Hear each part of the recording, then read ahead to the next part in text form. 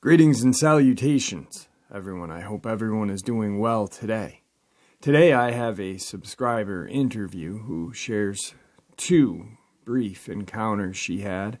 She also shares with us some vocalization. And let me tell you, it is quite terrifying to hear. I actually had them sent out, and the person who analyzed the vocalizations could definitely tell there was a coyote pack or 2, and 2 to 3 unidentified vocalizations as well. So I'm going to include that. I'm also going to throw in some narrated encounters as well. Now on to the links. As you know, I rely on my Patreon, my PayPal, and my merch to help this channel to continue to grow and go. All those links are in the description below.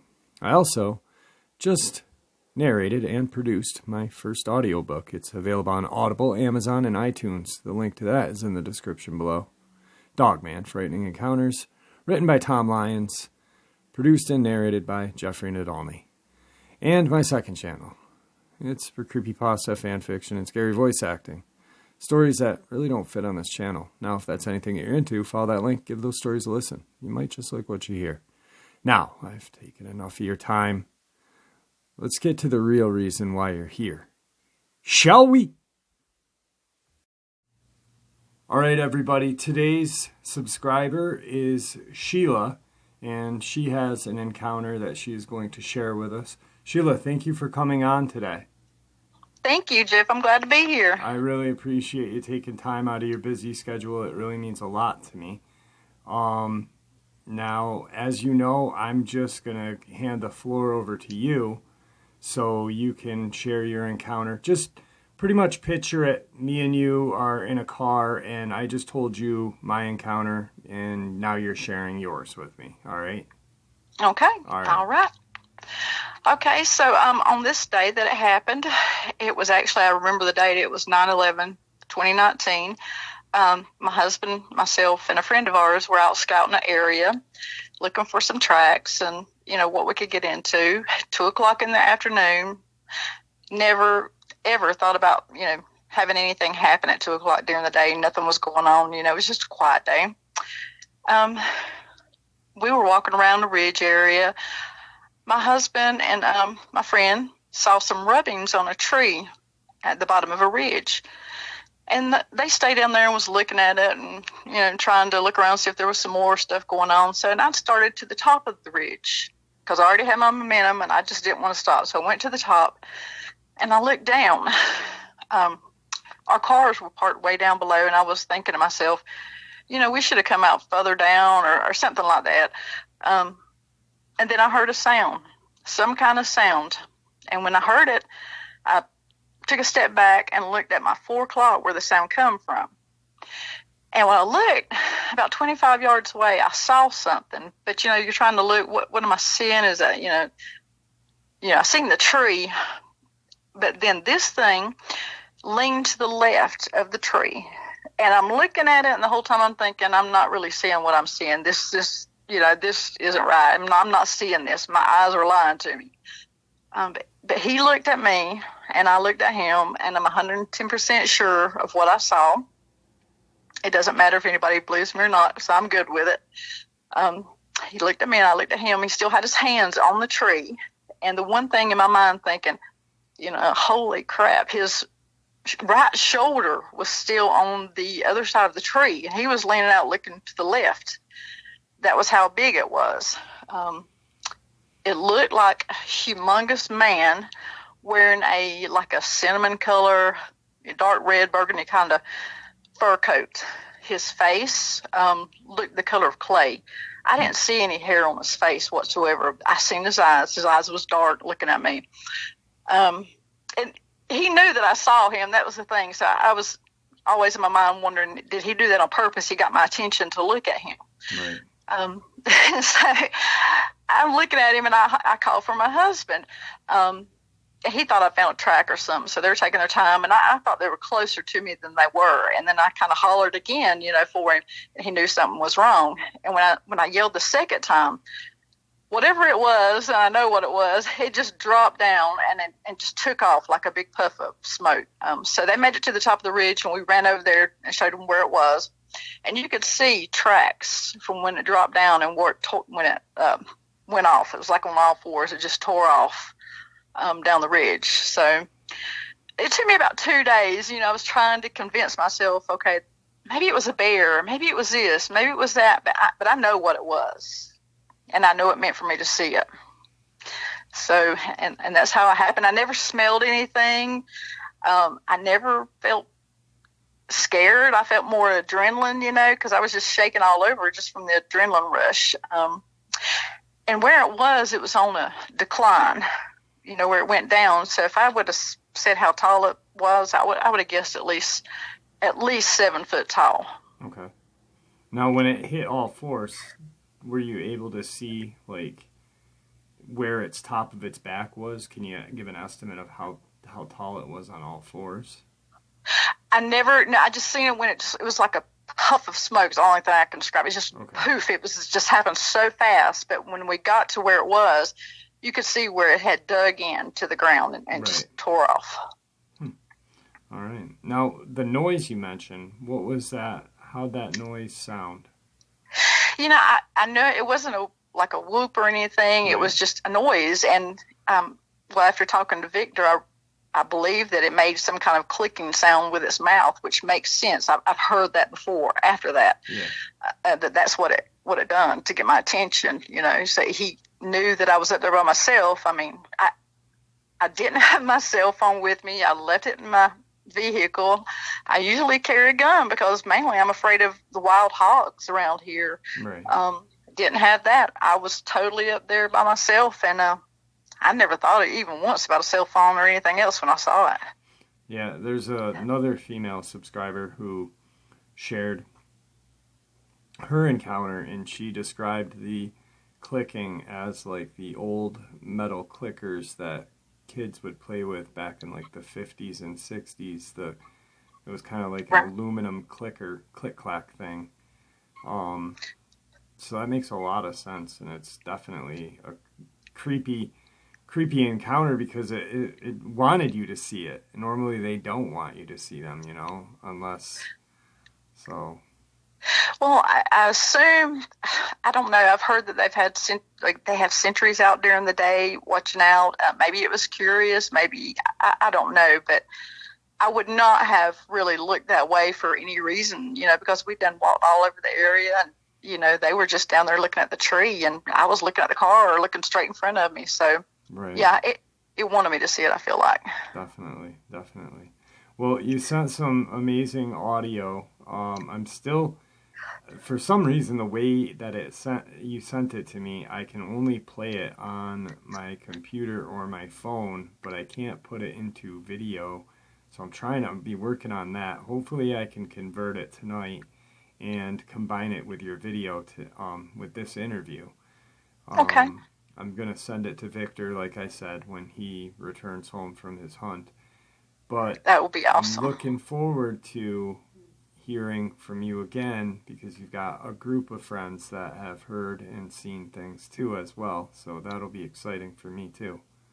Okay, great. So, well, I really appreciate you taking some time out of your day and sharing your encounter with us. Thank you so much. Thank you. I enjoy listening to you all the time. That's awesome. Is there anything that you'd like to say to everybody before we end this?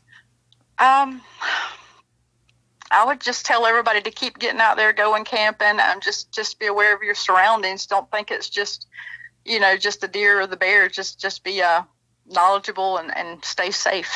Absolutely. All right. Thank you so much. Thank you. So, guys, at the end of the phone call, Sheila and I were talking, and she was talking about her friends who have seen and heard a lot of things, like I said at the end. And she decided to share something else that happened, and she didn't feel like it was significant enough to include in the interview, but I was like, what? So you were coming home from work late at night, or was it morning? It was at night. It was about 10:30. Okay. All right. So is it a country road that you were on? It's a very rural road, yes, Okay. very dark. And I was watching really good for deer, because deer are so bad, to run out in front of you, and that was my concern. Right. And so I seen something on the left side of the road, but it just like come from nowhere, and it hit the middle of the road. That's the only time it touched the road, and then it went went straight up, it's probably about a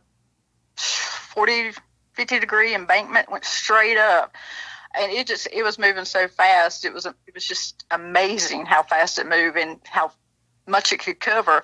And I drive a lifted vehicle, so it came up about halfway of my grill, and it was black, and it was just pitch black what I saw, and it was like an outline of I would say a German Shepherd, but it was way bigger than German Shepherd, and I remember it had a long bushy tail.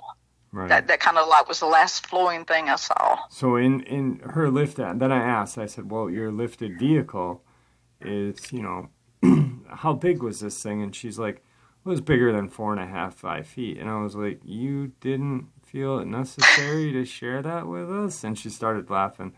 So she has a friend with many more encounters, and I am looking forward to this. Sheila, thank you for sharing that with us again. You're very welcome. All right. So here is the vocalizations that Sheila and her husband captured that night. Like I said prior, she has a friend who also is in North Georgia who has experienced quite a bit. And I'm hoping to be able to chat with them very soon, and maybe you guys can hear that chat if they agree to let me record it. Here's the audio, guys.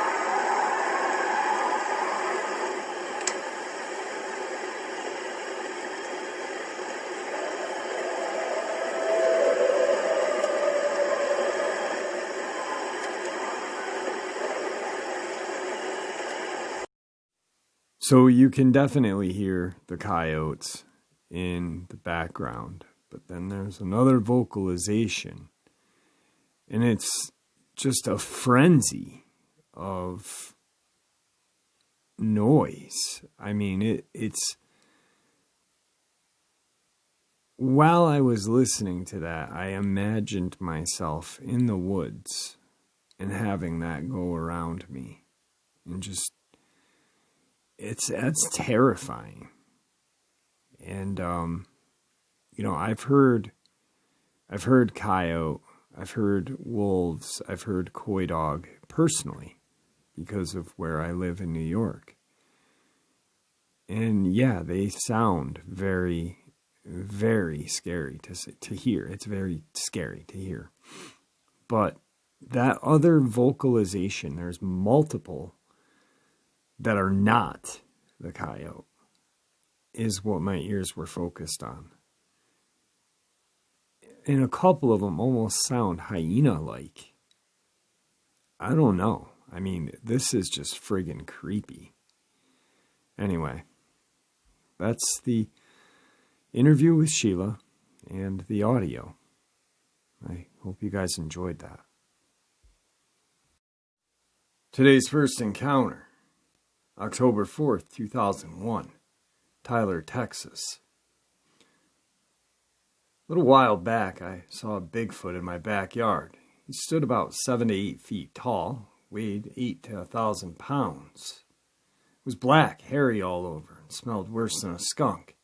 It had arms that looked like an ape, that looked prehistoric. It's very shocking to see. Most recently, a teenage boy claimed to have seen a Bigfoot in Woodville. My son has told me one night something that stunk came close to the house by the bedroom where he was sleeping. Whatever it was moaned and groaned, and he could hear it breathing. My son lives in the same house where I saw the Bigfoot in Woodville, Texas. Today's second encounter, Walker County, Texas.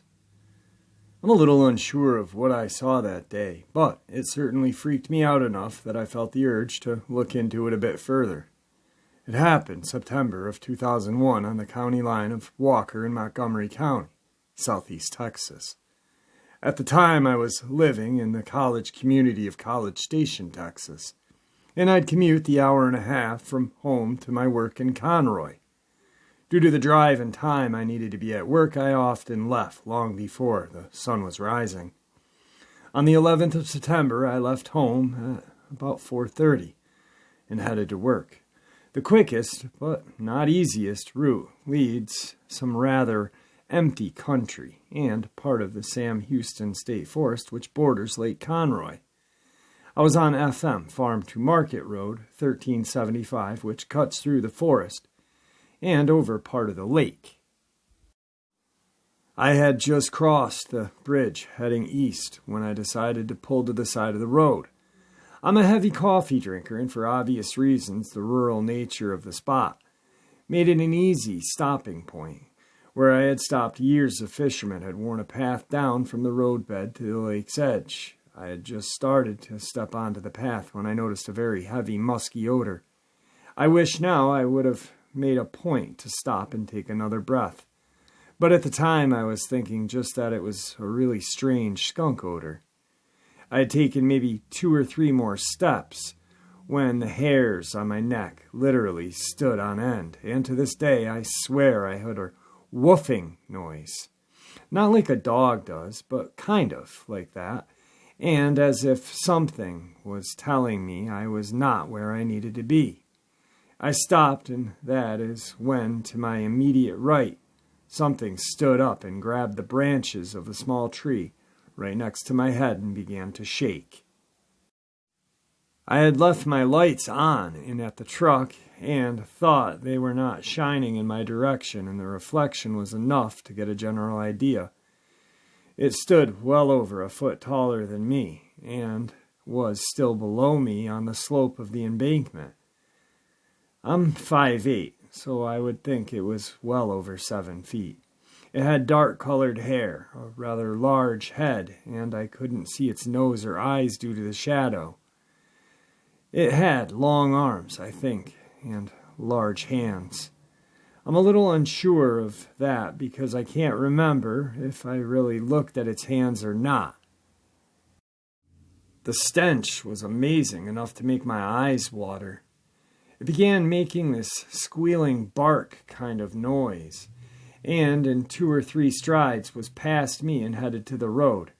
I don't know why it didn't turn and head back into the forest, but it didn't. I turned to watch, and as it started across the road, a light-colored truck came around the bend in the road headed west. I don't know if the driver saw what I did, but I can remember the red lights of the brake shining, so he or she must have seen something. The creature moved up the hill on the other side of the road and went into the pine trees there. I got back into my truck, got the heck out of Dodge, so to speak. I've only told one other person about this because, to be honest, I don't want to look like some idiot seeing a ghost in the middle of the woods in Texas. Today's third encounter, Smith County, Texas. Okay, me and my friends were fishing down at the creek by our house. We were tired and decided to leave. So we all started walking back up at the road from the wooded area, and our friend said that he had forgotten the bait. So we ran down to the creek to get the bait. Then he came running back screaming and said he saw a giant white hairy thing picking up leaves and dropping them. So we were all freaked out. So like 3 of us went back down to see what he was talking about. And as we were walking along the creek, a big, hairy, white man-like thing jumped out from behind a tree in front of us, looked at us, and jumped in the creek, which is far too wide for an average human to jump, and then ran off. Today's fourth encounter, Hunt County, Texas. Several Bigfoot was observed with binoculars in a deeply wooded area. They were dodging in and out of a tree line like a game of cat and mouse with each other. Thought it was a hoax being played on me and just watched them move closer in my direction. We also heard some cackling noise in the distance that I likened to hyenas or coyote. Separate from these noises were dogs barking in the area, horses in the area that became real jumpy. After walking into the wooded area, we disturbed a large creature that let out a very deep, loud growl that I've never heard an animal make before. And we heard a loud thud, like a heavy animal jumping. Shots from a .45 ACP handgun were fired in the vicinity, followed by heavy footsteps and branches and brush being disturbed by the same heavy animal making a hasty retreat. We went into the same distance and reached the creek bed area. There was dead silence, and we noticed some smudging prints near the water's edge that didn't hear a splash or any other noise. We got the feeling that we were being watched and feared that whatever we were following had doubled back on us and might corner us with our backs to the water. By this time it was darker outside, but in the more open areas you could see without a flashlight. As we were leaving the area, we heard very heavy footsteps and stomping, along with tree branches crashing to the ground, that I likened to a bulldozer without an engine rushing behind us. We got to a clearing and turned to face whatever it was, and saw a huge, silver grayish-colored Bigfoot just at the tree line. It was in a 10 o'clock position from where we were, and it stomping the bluff charge or mocking charge at us and throwing branches. The trees in this area were middle growth to mature trees, and he appeared to be male by aggressive nature and sheer size. Was rattling these trees with no problem. We squatted down to get a better look and to take aim at him in case he charged. He stayed within the tree line and rocked back and forth like a gorilla. The only sounds that we heard at this point were the stomping and the branches being thrown at us. He was about 20 yards away from us, and a very large branch were coming very close. I had the gun aimed right at him, and I'm convinced that he had a better sighting on me than I had on him because he reacted just like a squirrel on a tree does. I was thinking about taking a shot at him when suddenly, from my 12 o'clock position, we noticed another Bigfoot that was shorter than he was and wasn't so thick up top and appeared to be a female because of her actions. The larger one, at the 10 o'clock position, was at least 8 or 9 feet tall and very massive in the shoulder area. The smaller one, the 12 o'clock position, was over 7 feet tall and was standing there rocking back and forth, but not as violently as the larger one. Seemed like she was following his lead and waiting to see what he would do next.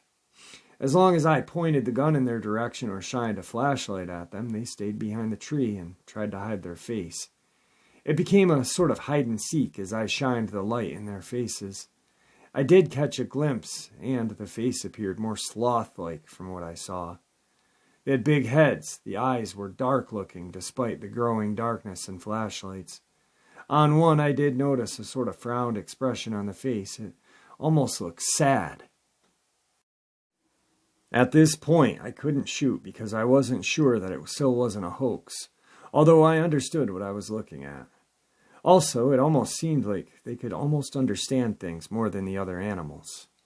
I won't say they were thinking and reasoning, but it was as if they were upset that I had shot at them and was asking me why. The larger one, at the 10 o'clock position, became more agitated and wanted us out of the area and began to stomp more and more. So we decided to slowly back out of the area with the gun pointed in their direction and left. As soon as we got out of the area, we heard what I likened to a loud shouting type of horse whining shout that I labeled their victory call for running us out of the area. I had a camera hanging from my neck, but didn't touch the camera until I got home and noticed it hanging from my neck. I was very much afraid and wasn't sure if I would make it out of there alive or not. Today's fifth encounter, Wise County, Texas. Back in March of 2001, around 4:30 in the morning, on my way home from work on the back road, something crossed in front of my headlights. This thing had long hair, long arms, between 7 to 8 feet tall, and traveling fast. It crossed the road in front of me in 2 or 3 steps. It stepped over the fence and went into the coastal field out of my vision. It was grayish in color, but everything in the area is covered in rock crusher dust, so it could have been any color. This thing was not as hefty as in pictures, but it was tall with long arms. It stood on 2 feet like a human with long arms, and didn't run, but was lumbering across the road. I told others at my work about this, and the other 2 men saw the same thing on April of 2001, about a mile from where I saw it. My boss saw it when he was a young man and stated it screamed like he had never heard before and couldn't mimic the sound it made. We were hesitant to speak about this, but what I saw that morning was something I have never seen before. Alright guys, there you have it, today's upload. Some of you might be wondering, I had a subscriber from Georgia. Why didn't I include some Georgia encounters? Well, I did the Texas one because of what I did last night or early this morning about the poor gentleman who was viciously mauled by a quote-unquote mountain lion in an area where there has never been a mountain lion and never been a mountain lion attack. So, I don't know. That's why I did it. And I really am keeping this man's family in my prayers, and I hope you guys are as well. Hopefully, this one doesn't get swept under the rug. But, you know what happened 2 weeks ago? Donald Allen Jr. swept under the rug. It's a shame. Anyway, guys, I hope you enjoyed today's upload as much as I enjoyed sharing it with you. Have a good night.